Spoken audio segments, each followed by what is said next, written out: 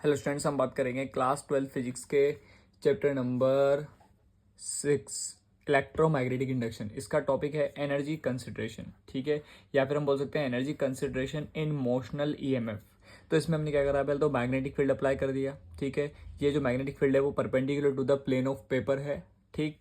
और हम यहाँ पे क्या कर रहे हैं, हमने यहाँ पर एक कंडक्टर लिया है पी क्यू। यहाँ पे हमने क्या करा है, एक कंडक्टर लिया है पी क्यू। ये जो कंडक्टर है ये हमने ले रखा है पी क्यू, और इसको एक यहाँ से लेकर ये क्यू, इसको आर बोल सकते हो, ठीक है, इसको एस बोल सकते हो। तो ये आर और ये एस, ठीक है।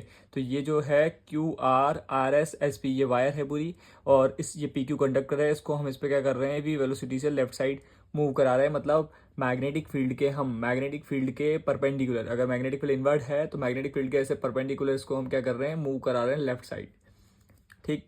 और यहाँ पर जो ये पी क्यू है, इसका इस कंडक्टर का हमने रेजिस्टेंस माना हुआ है कैपिटल आर, और जो वायर है Q R R S S P, इसके रेजिस्टेंस को हमने नेग्लिजिबल माना हुआ है। अब जब इसको मूव कराते हैं ना, तो रेजिस्टेंस क्या रहता है, कंडक्टर का आर ही रहता है, वो चेंज नहीं होता है, ठीक है, इसको मूव कराने से, है ना, रेजिस्टेंस में कोई चेंज नहीं आता है। और हमें यहाँ पे ये भी पता है कि अगर हम किसी कंडक्टर को मैग्नेटिक फील्ड के परपेंडिकुलर मूव कराते हैं तो उस कंडक्टर के अंदर इंड्यूस्ड ईएमएफ जो है वो आ जाता है, ठीक है, इंड्यूस्ड ईएमएफ आ जाता है, और साथ में इंड्यूस करंट भी आ जाती है। इंड्यूस ईएमएफ आ जाता है और क्या आ जाता है, उसमें इंड्यूस करंट आ जाती है, ठीक है। अब इंड्यूस्ड ईएमएफ कितना आता है वो हमें इससे पहले वाले लेक्चर में, हाँ, हमने कवर करा था, डेरिवेशन करा था, E equals to B L V, ठीक। और जो इंड्यूस करंट आएगी उसका डायरेक्शन भी हम देखेंगे कंडक्टर के अंदर, उसका डायरेक्शन क्या होगा, उसको फ्लेमिंग राइट हैंड रूल से हम देखेंगे कि इसका डायरेक्शन क्या आता है, डाउनवर्ड आता है, अपवर्ड आता है, क्या आता है, उसको हम अभी कंप्लीट करेंगे।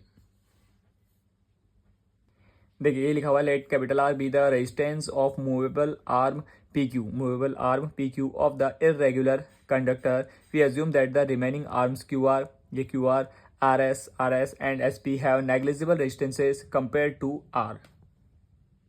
Thus, overall resistance of the rectangular loop is R and this does not change as PQ is moved। अभी बोला था हमने कि जब PQ कंडक्टर को जब मूव कराएंगे तो उससे रेजिस्टेंस R चेंज नहीं होगा। अब हम बात करते हैं current I in the loop is given by. तो जब इसको हम कंडक्टर को मैग्नेटिक फील्ड के परपेंडिकुलर मूव कराएंगे तो उससे इंड्यूस करंट आएगी। उस इंड्यूस करंट का फॉर्मूला होगा I equals to E by R. Induce EMF आएगा, और इंड्यूस ईएमएफ जो आता है E इक्वल्स टू वो होता है बी एल वी। टू का वैल्यू 1 में रखेंगे, देन I हमारे पास आ जाएगा, इंड्यूस करंट का फॉर्मूला आ जाएगा B L V by are.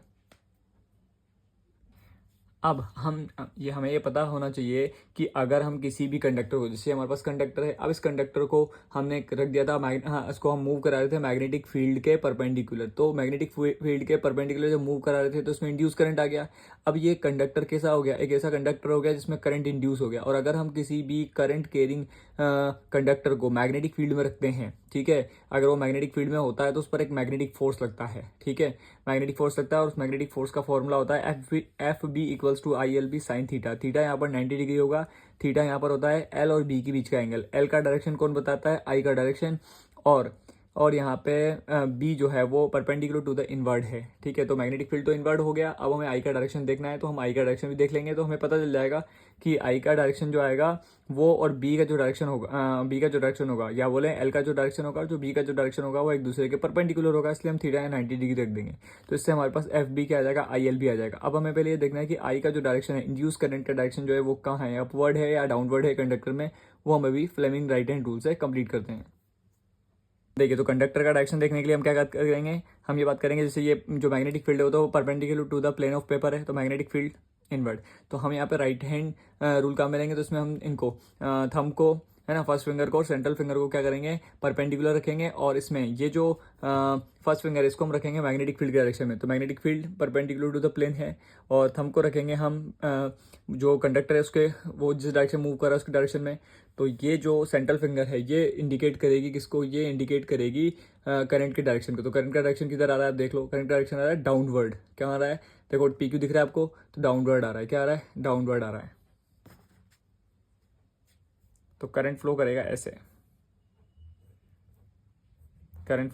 तो आई का डायरेक्शन होगा डाउनवर्ड, ओके।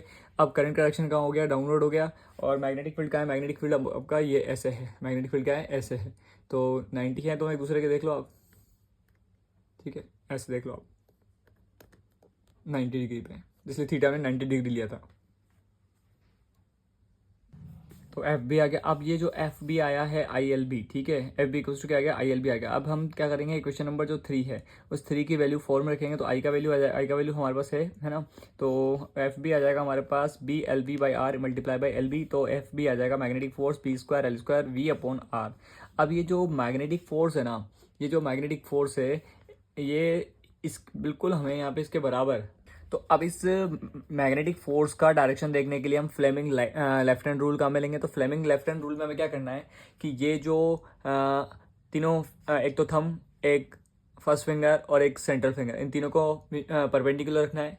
और यहाँ पे परपेंडिकुलर हमें इस तरीके से रखना है कि ये जो ये वाला जो फिंगर है, ठीक है, फर्स्ट फिंगर, वो मैग्नेटिक फील्ड के डायरेक्शन में हो, ठीक है, मैग्नेटिक फील्ड के डायरेक्शन में हो। और ये जो सेंट्रल फिंगर है ये किसको रिप्रेजेंट करे, सेंट्रल फिंगर रिप्रेजेंट करेगा यहाँ पर करंट के डायरेक्शन को, इंड्यूस करंट के डायरेक्शन को, जो किधर है, इंड्यूस करंट के डायरेक्शन इस साइड है, इस तरफ है, ठीक है, इंड्यूस करंट के डायरेक्शन इस तरफ है, ठीक है, इसको इंडिकेट करेगा। और तो फिर उस केस में ये जो थंब है ये इस पर लगने वाले मैग्नेटिक फोर्स को रिप्रेजेंट करेगा। मतलब मैग्नेटिक फोर्स का डायरेक्शन किधर होगा, मैग्नेटिक फोर्स का डायरेक्शन होगा इस तरफ होगा, ठीक है, ये मैग्नेटिक फोर्स। अब ये मैग्नेटिक फोर्स लग रहा है लेकिन हमको मूव कराना है इसको इस तरफ, इसका मतलब हमें इस मैग्नेटिक फोर्स के ऑपोजिट डायरेक्शन में एक बिल्कुल सेम मैग्नीट्यूड का एक्सटर्नल फोर्स लगाना पड़ेगा, तब जाके ये कांस्टेंट वेलोसिटी से मूव करेगा लेफ्ट साइड। तो एक्सटर्नल फोर्स की जो वैल्यू होगी F external equals to F B equals to B square L square V upon R होगी।